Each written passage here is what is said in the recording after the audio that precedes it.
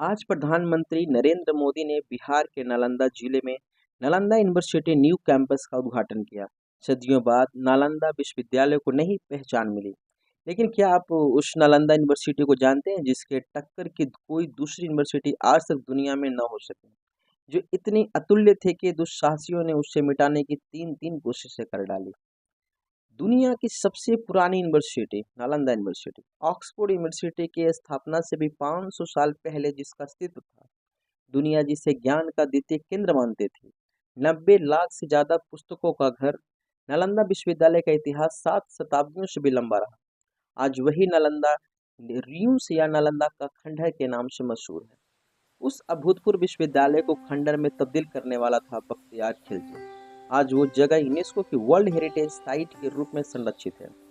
आज जब नई नालंदा यूनिवर्सिटी का उद्घाटन हुआ है तो इतिहास के कुछ पन्ने पलटना भी जरूरी हो जाता है। नालंदा यूनिवर्सिटी को खिलजी ने क्यों जला डाला, जानिए दुनिया के सबसे उम्दा विश्वविद्यालय की 7 खास बातें।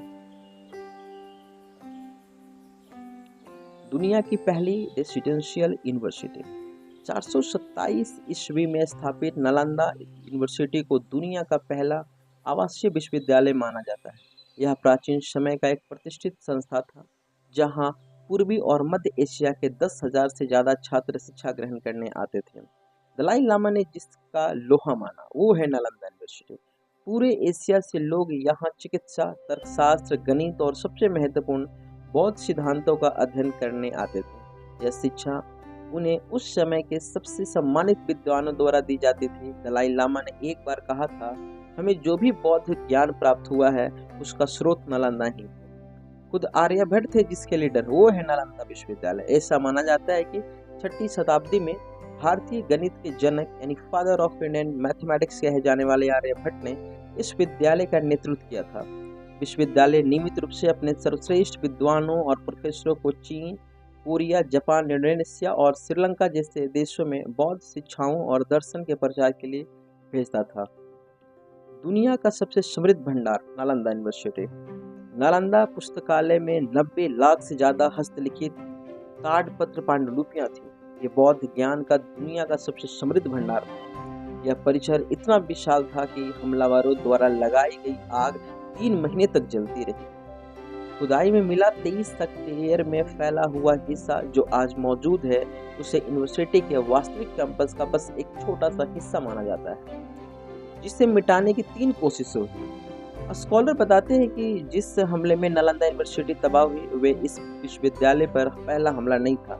उससे पहले 5वीं शताब्दी में मिहिर कुल के नेतृत्व में उन्होंने इस पर हमला किया था। दूसरी बार फिर 8वीं शताब्दी में बंगाल के गौड़ राजा के आक्रमण से इसे गंभीर नुकसान हुआ था। 1190 के दशक में तुर्क अफगान सैन्य जनरल बख्तियार खिलजी की अगुवाई में आक्रमणकारियों ने एक समूह ने विश्वविद्यालय को नष्ट कर दिया। उत्तर और पूर्वी भारत की अपनी विजय के दौरान खिलजी बौद्ध ज्ञान के इस केंद्र को मिटा देना चाहता था। खिलजी ने नालंदा यूनिवर्सिटी पर हमला क्यों किया?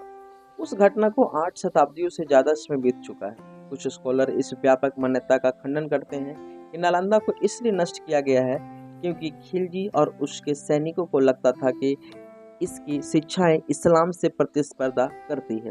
हालांकि बौद्ध धर्म को उखाड़ फेंकना इस हमले के पीछे एक प्रेरक शक्ति हो सकती है। भारत एक अग्रणी पुरातात्विक एच.डी. संकालिया ने अपनी 1934 की किताब द यूनिवर्सिटी ऑफ नालंदा में लिखा है कि परिसर का किला जैसा स्वरूप और उसकी समृद्धि की कहानियों से ईर्ष्या आक्रमण का कारण था।